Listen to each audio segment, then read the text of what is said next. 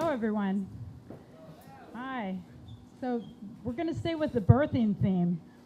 This is about how we named our firstborn. Many of the parents here will recall what it's like to try to pick a name that a child's going to have to live with for the rest of their life. It's going to be the first impression. And any of you who are not parents will certainly reflect back on whether or not your parents chose wisely. So when the test strip turned blue, and it was clear that Rob and I would have to choose a name for our firstborn, Rob was pretty interested in the stars at the time, and I was brought up in a very conservative Midwestern town with German Catholic parents and people that don't really like to stand out. So when he said that if my son was going to be, if it was going to be a boy, he'd like to name the son Zubin el-Janubi. So what is that? What's that name? And he said, well, I've been enthralled by the star ever since I was a teenager.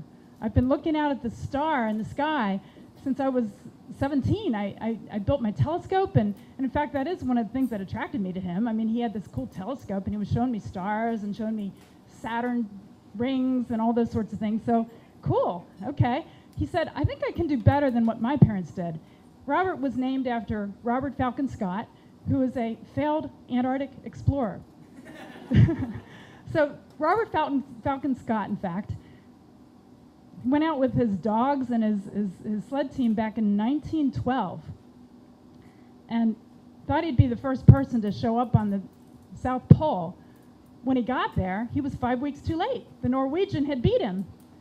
And there he was. And he said, oh my God, this is a godforsaken place. This is an awful place. And then he tried to get back, but he ate his dogs and he died. But the people in England really felt like he was a hero for some reason. So Rob's parents decided to name him after Robert Falcon Scott. He thought, I can do better. I can do better for my son. So here we are trying to pick names, and I'm thinking, oh my God, not Zubin el-Janubi. So, oh, how could I do that to a poor child? And then here we are.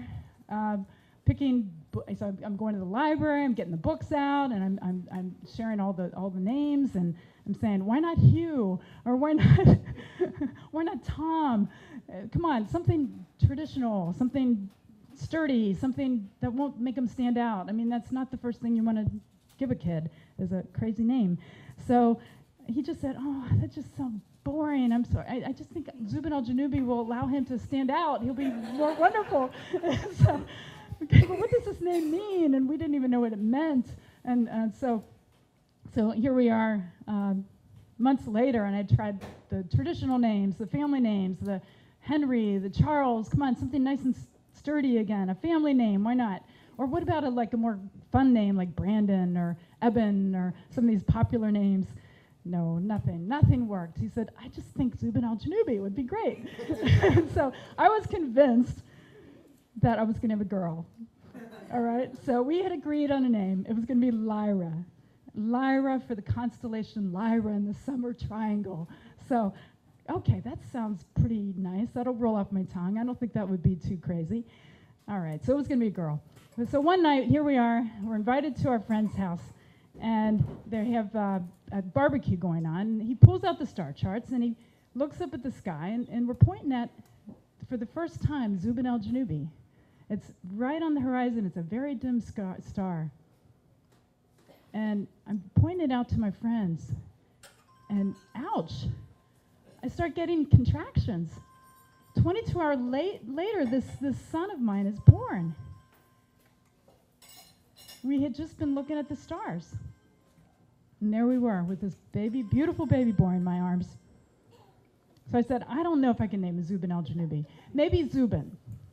And so there we are with the people that we, so I finally decided to go ahead. What the heck? Let's do it. Let's give him this name. He had bright blue eyes. He had He knew exactly what he needed at that point in life, and he looked so confident.